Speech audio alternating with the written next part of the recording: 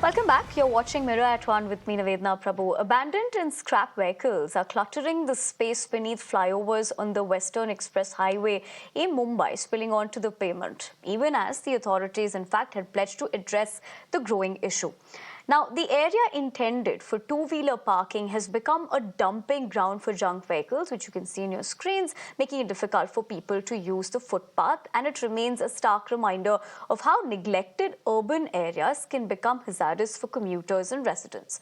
Now, these abandoned vehicles cluttering Mumbai streets are causing more than just a mess. They're also occupying valuable space in a city that's already, remember, struggling for room. Let us tell you, the BMC, as part of its Deep Clean campaign in 2023, auctioned 4,533 abandoned vehicles, earning crores from the sale of scrap. Now, despite these efforts, the problem of abandoned vehicles persists, especially on internal roads, taking up valuable space in the maximum city. Mirror Now investigates this issue, highlighting the negligence of authorities in addressing the growing menace. Take a look.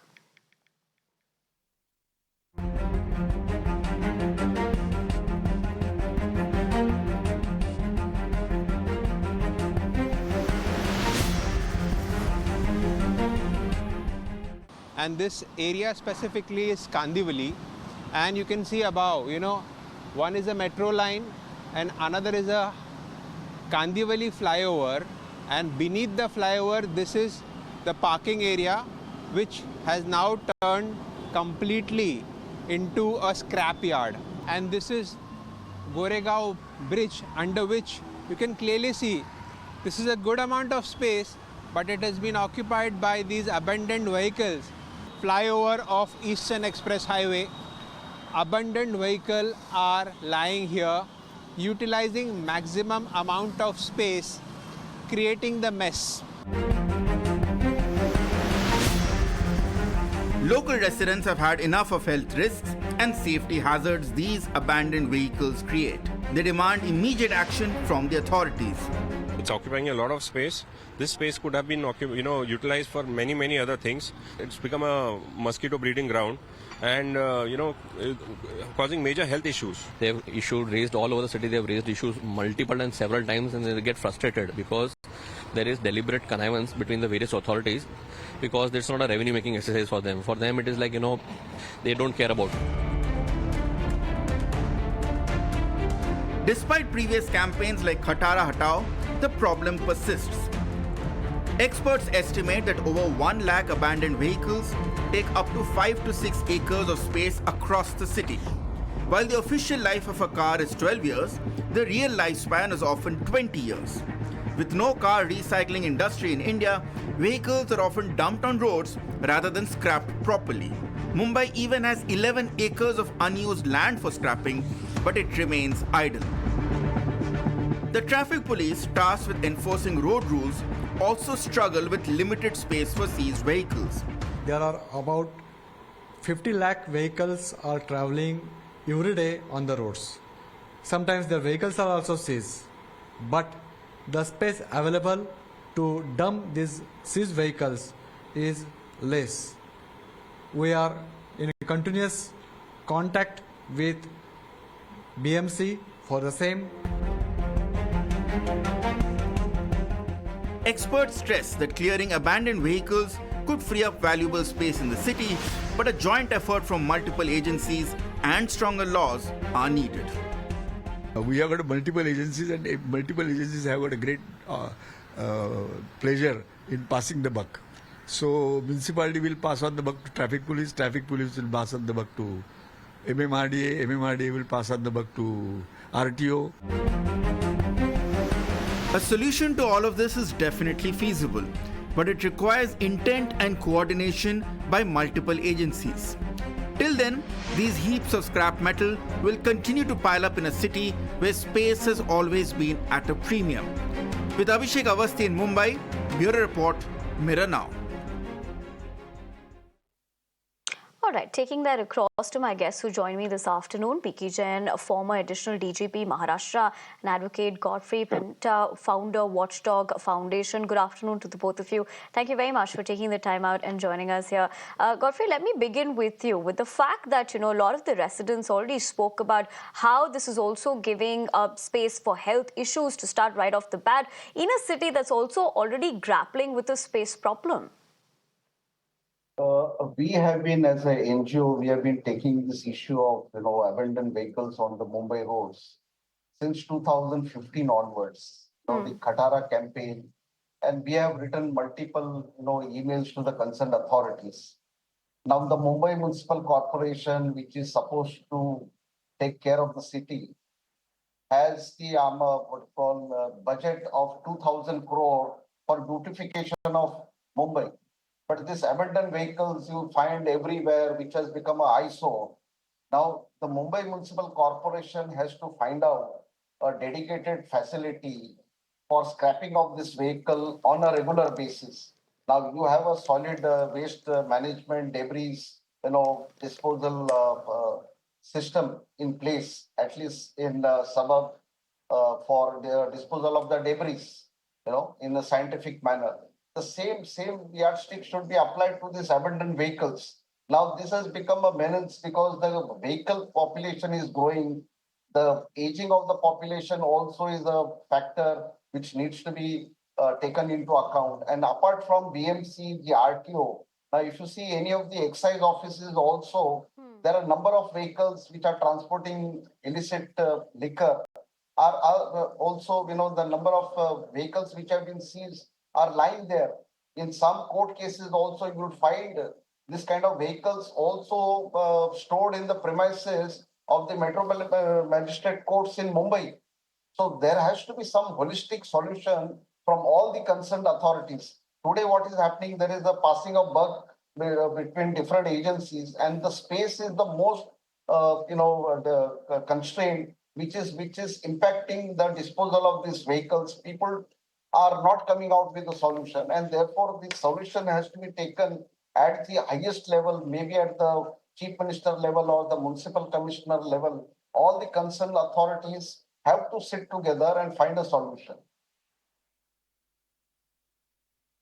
All right. So basically, you're looking at the loopholes that are there, Godfrey, and more importantly, why implementation is essential in this given situation. More importantly, for multiple agencies to come together. Let me take that across to Mr. Jain. Mr. Jain, you of course heard Godfrey's opening remarks, but more importantly, when we were doing this Mirror Now report, a lot of the citizens had one thing to say in their point of view, that is that this is not a revenue-making exercise for officials involved. So perhaps that's why you're looking at a situation where everyone's passing the buck?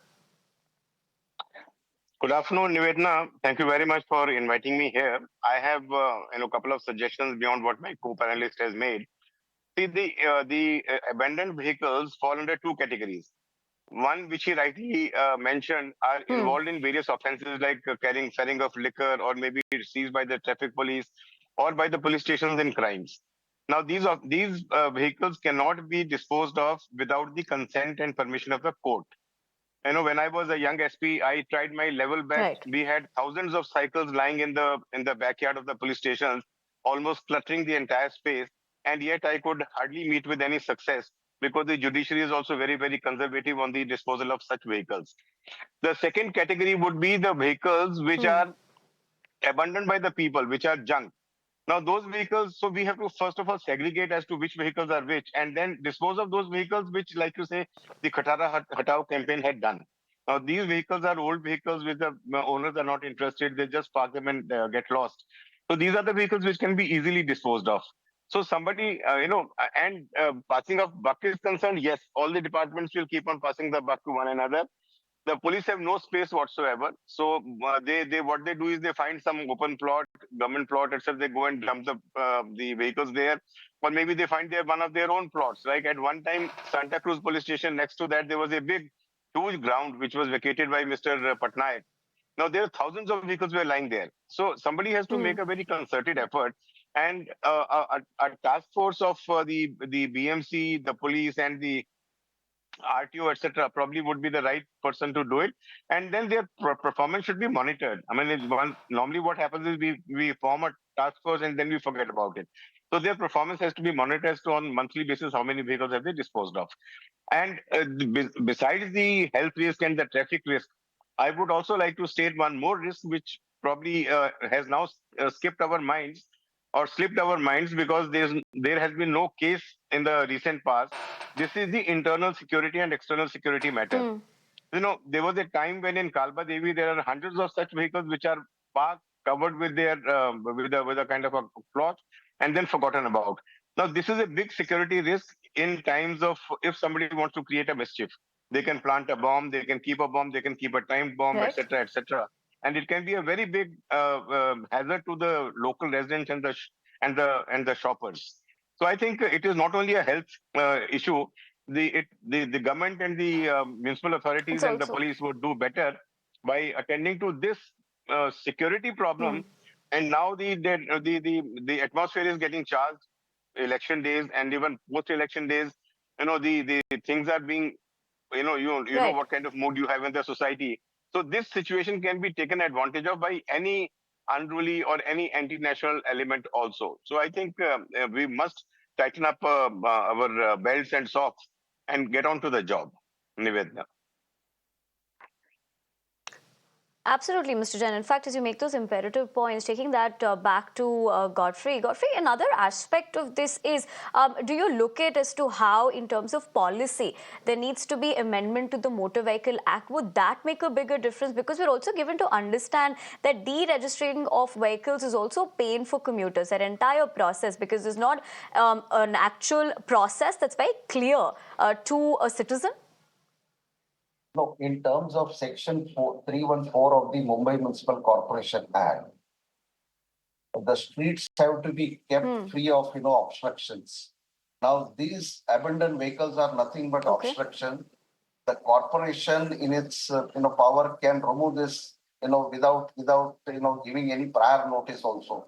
Because if it is something which is on the private land, I can understand. But if it is on a public property, the corporation has every right to remove this vehicle by just towing away these vans and abandoning them in a proper secure place and maybe dispose of.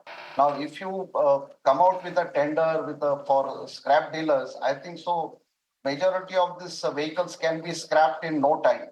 But what is lacking is the political will there is a part of the politicians, because ultimately the bureaucrats are guided by the politicians. The politicians the city fathers have to take this call as to what is the best solution for this kind of vehicles. Right. As you, in fact, make those points and help us draw a better perspective, I want to thank the both of you for taking the time out and joining us Thank you here very this much. afternoon. But for the moment, we'll have to leave the conversation at that. We keep